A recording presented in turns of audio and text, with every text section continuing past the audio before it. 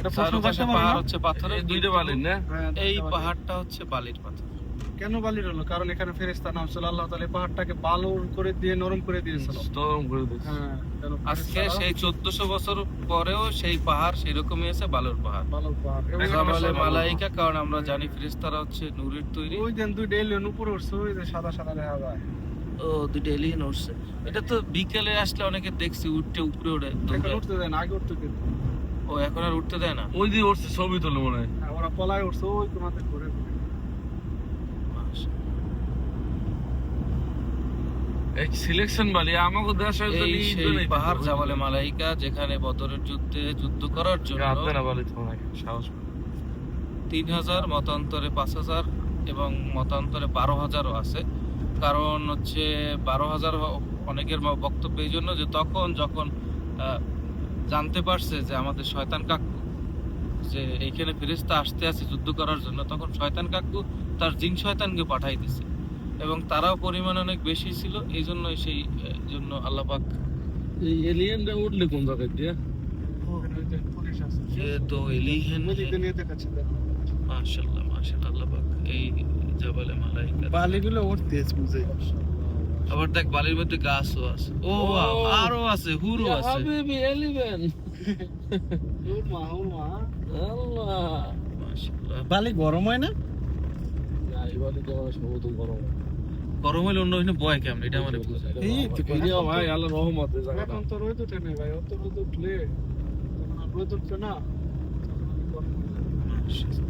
এটা তো একালে সিলেকশন বালি তো এটা। সিলেকশন। হ্যাঁ, সিলেকশন না?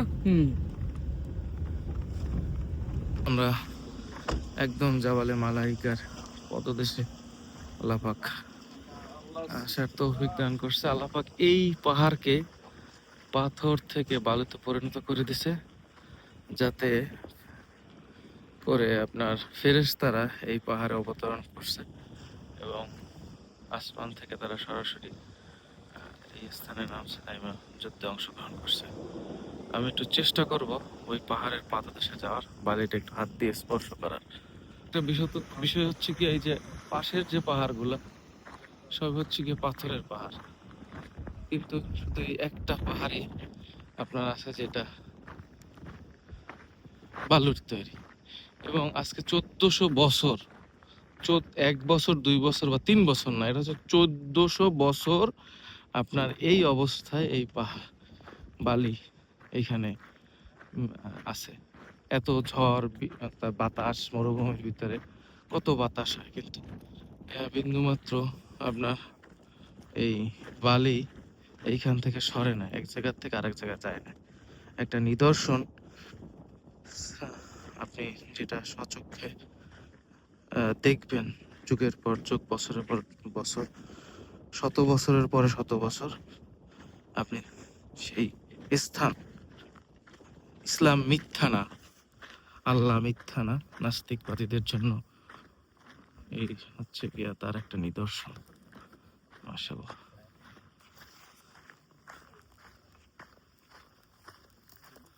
অনেক মানুষজন উঠছে, আমি একটু জাস্ট উপরে উঠবো না, আমার শরীরে অত স্ট্যামিনা নাই, বাট নিচ থেকে একটু দেখার চেষ্টা করবো। আলহামদুলিল্লাহ, আমি একদম একদম সেই জাবালে নূরের, সরি, জাবালে মালাইকা ফেরেশতাদের পাহাড়ের কাছাকাছি। মাশাআল্লাহ, বালিগুলা কিন্তু খুবই সূক্ষ্ম বালি।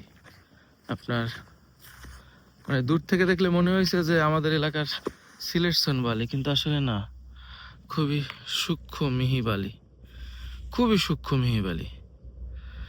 এবং রহমতের পাহাড়, যেখানে আমি পাড়া দিতেছি বাট আমার পাওয়াটা বেজাইতেছে, কিন্তু আমি বুঝাইতে চাইতেছি এটা যে দেখেন আপনার বালিটা কত নরম, কিন্তু 1400 বছরেও এই নরম বালি বাতাসে সইরা যায় না।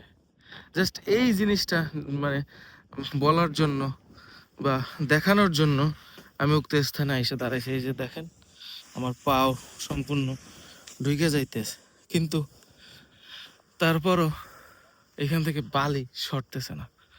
এরকম আর কি, আল্লাহ পাকের নিয়ামত। আল্লাহ পাক তার ফেরেশতাদের অবতরণ করেছে এই পাহাড়ে বদরের যুদ্ধে অংশগ্রহণের জন্য। এবং যে কথাটা আগেও বলছিলাম যে শয়তান যখন জানতে পারছে যে এখানে ফেরেশতারা আসবে, পরবর্তীতে ওর জিন শয়তানদের পাঠাইছে। আর এটার ভিতরে যখন পাও ঢুকে যাইতেছে, ভিতর কিন্তু অনেক ঠান্ডা, বালির ভিতর অনেক ঠান্ডা, এটার ভিতর প্রচুর ঠান্ডা। মাশাল্লাহ মাশাল্লাহ।